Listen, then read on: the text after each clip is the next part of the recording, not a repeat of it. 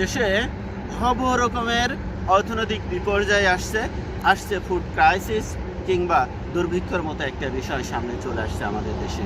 এখন প্রশ্ন হচ্ছে, স্টেবল একটা কান্ট্রিতে কেন এই বিপর্যয়, কেন অর্থনৈতিক বিপর্যয় আসবে, কেন ফুড ক্রাইসিস আসবে কিংবা দুর্ভিক্ষ আসতে পারে বলে মনে করা হচ্ছে?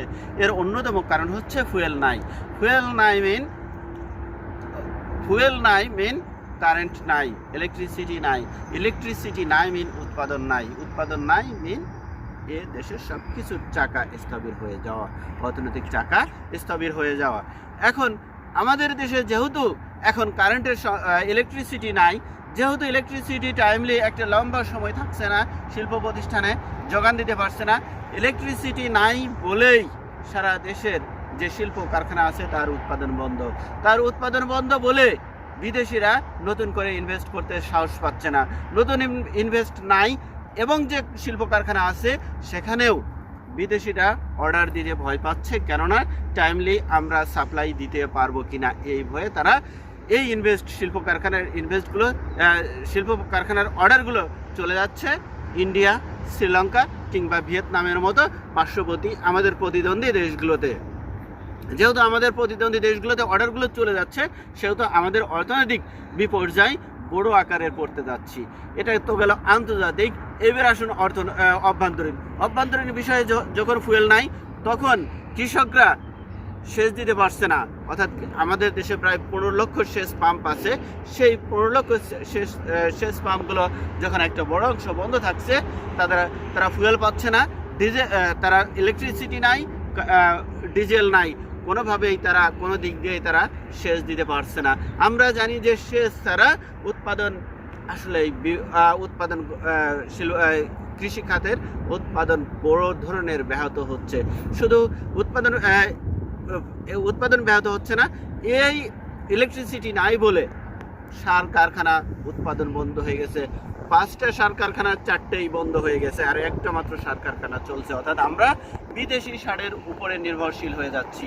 যখন বিদেশি সারের উপরে আমরা দেশীয় উৎপাদন বন্ধ করে বিদেশি সারের উপরে নির্ভরশীল হচ্ছি, তখন ওই বিদেশি সারের দামও প্রায় 30-40% বৃদ্ধি পেয়েছে। অর্থাৎ যখন বিদেশি সারের উৎপাদন 30-40% বৃদ্ধি পেয়েছে, দেশের পানি নাই, তখন এই দেশের কৃষি উৎপাদন বৃদ্ধি পাচ্ছে, কৃষি উৎপাদন বন্ধ হয়ে যাচ্ছে। হঠাৎ করে যখন এই অর্থ একজন কৃষকের পকেটে নাও থাকতে পারে, যে হঠাৎ করে 30% কিংবা 40% টাকা বৃদ্ধি করে সার কেনার সামর্থ্য নাও থাকতে পারে, তখন অনেক ক্ষেত্রেই উৎপাদন ব্যাহত হয়। পানি নাই, উৎপাদন ব্যাহত হয়। এটা আমরা যারা অর্থনীতিতে দারিদ্র্যের দুষ্ট চক্র পড়েছি, আমরা জানি যে সেই দারিদ্র দুষ্ট চক্রের মতোই যে আমাদের একটা না থাকলে ওই একটার সাথে আরেকটা রিলেটেড। যখন অর্থাৎ এই যে ইলেকট্রিসিটি নাই বলে একটার সাথে একটা কোনো না কোনোভাবে রিলেটেড। অর্থাৎ এই যে রিলেটেড থাকার কারণে এই উৎপাদনগুলো অভ্যন্তরীণ এবং বৈদেশিক দুই সাইড দিয়ে যখন ইনভেস্ট বন্ধ, এবং সরকার দীর্ঘ সময় ধরে, অর্থাৎ আওয়ামী লীগ সরকারের পর থেকে এই ডক্টর ইউনূস খান এবং বর্তমান সরকার হিউজ পরিমাণে লোন নিচ্ছে।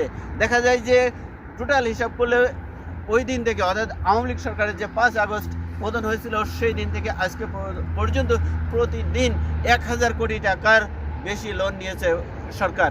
অর্থাৎ এই টাকাটা ইনভেস্ট কোনো উৎপাদনশীল খাতে হয়নি, অর্থাৎ সরকারের ব্যয় মিটিয়েছে এই টাকা দিয়ে। আপনাকে বুঝতে হবে যে পদ্মা সেতুর সবচেয়ে আলোচিত বিষয়, পদ্মা সেতু তৈরি করতে মাত্র খরচ হয়েছে শুধু পদ্মা সেতুর জন্য 12,000 কোটি টাকা, এবং তার নদী শাসন এবং সংযোগ সড়ক সব মিলিয়ে হয়েছে 32,000 কোটি টাকা। অর্থাৎ আমি যদি লোনের হিসাব করি, যে মাত্র 32 দিনের খরচে যে টাকা এই বর্তমান সরকার কিংবা আগের সরকার পার ডে হিসাবে লোন নিয়েছে, 32 দিনের লোনের সমান হয় টোটাল পদ্মা সেতুর টাকা। তাহলে সেদিন থেকে আজকে পর্যন্ত টোটাল হলে কত টাকা লোন নিয়েছে সরকার, এবং সেটা সম্পূর্ণ ইনভেস্ট হয়েছে সামগ্রিক বর্তমান ব্যয় মেটানোর জন্য, কোনো উৎপাদনশীল খাতে নয়। প্রিভিয়াস সরকার 3,18,000 কোটি টাকা প্লাস এক টার্মেই একবারেই 60,000 কোটি টাকা শুধু কাগজ ছাপিয়ে টাকা করছে, আরও কত করছে পুরোটা আমার জানা নাই। তাহলে দেখা যাচ্ছে 60,000 কোটি টাকা যদি হিসাব করি, প্রায় 400,000 কোটি টাকা প্রিভিয়াস সরকারই শুধু লোন এবং লোন নিয়েছে এবং টাকা কাগজকে ছাপিয়ে টাকা তৈরি করছে। বর্তমান সরকার 43 দিনে 41,000 কোটি টাকা লোন নেওয়ার পরেও শুধুমাত্র মার্চ মাসেই টাকা কাগজকে ছাপিয়ে 20,000 কোটি টাকা করছে, অর্থাৎ 43 দিনে 41,000 প্লাস 20,000 61,000 টাকা বাংলাদেশের অর্থনীতিতে শুধুমাত্র উৎপাদনহীন খাতে ইনভেস্ট হয়েছে, অর্থাৎ যেসব ক্ষেত্র থেকে কোনো উৎপাদন নাই। তাহলে বুঝতে হবে যে পদ্মা সেতু, এত বড় আলোচিত একটা পদ্মা সেতুতে আমাদের টোটাল ব্যয় 32,000 কোটি টাকা, আর এই সরকার মাত্র 43 দিনে 41,000 কোটি প্লাস 20,000 কোটি টাকা ছাপিয়েছে। সুতরাং অর্থাৎ সব মিলে 61,000 কোটি টাকা, অর্থাৎ 2 পদ্মা সেতুর টাকা অলরেডি উৎপাদনহীন খাতে অর্থাৎ অভ্যন্তরীণ ব্যয় মেটানোর জন্য ইনভেস্ট করছে। আর দেশের উৎপাদনশীল খাতে তো কোনো ইনভেস্ট নাই এবং শিল্প কারখানা বন্ধ হচ্ছে। সুতরাং সব কিছু যদি এক জায়গায় করা যায়, সব কিছু যদি সারমর্মটা টানা যায়, তাহলে দেশের অর্থনৈতিক বিপর্যয় আমাদের সামনে সম্মুখভাবে আমরা দেখতে পাচ্ছি। অর্থনৈতিক বিপর্যয়, ফুড ক্রাইসিস কিংবা দুর্ভিক্ষের মতো একটা বিষয় আমাদের দেশে চলে আসছে খুব শীঘ্রই। আমাদেরকে এখনই সচেতন হতে হবে এবং যে কোনো ইনভেস্ট হয় উৎপাদনশীল খাতে অথবা এই লোন নেওয়া বন্ধ করতে হবে, না হলে আগামী দিন আমাদের ভয়াবহ সেই দুর্যোগের বিষয়টি আমাদেরকে মনে রাখতে হবে, এই সরকারকে মনে রাখতে হবে। আমরা জানি যে মাত্র এখনো 2 মাস হয়নি এ সরকারের বিপর্যয় শুরু হয়ে গেছে, যে আমাদের যে ফুয়েল ক্রাইসিস, আমাদের মতো শ্রীলঙ্কা, নেপাল, পাকিস্তান কারোরই কিন্তু এই ক্রাইসিস নাই।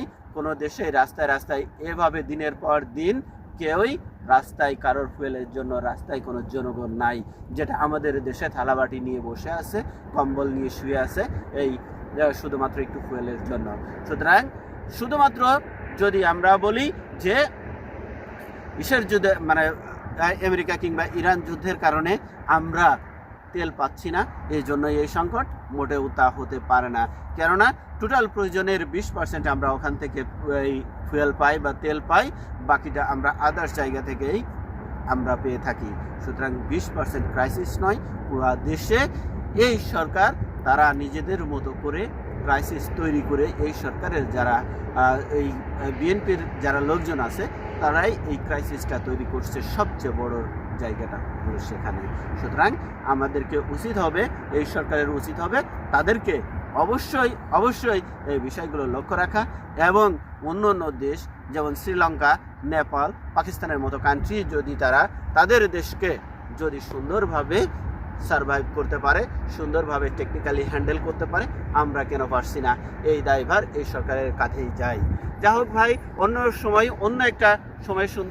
একটা বিষয় নিয়ে আমরা আপনাদের সামনে উপস্থাপন করব। আজকের মতো এ পর্যন্তই। আল্লাহ হাফেজ।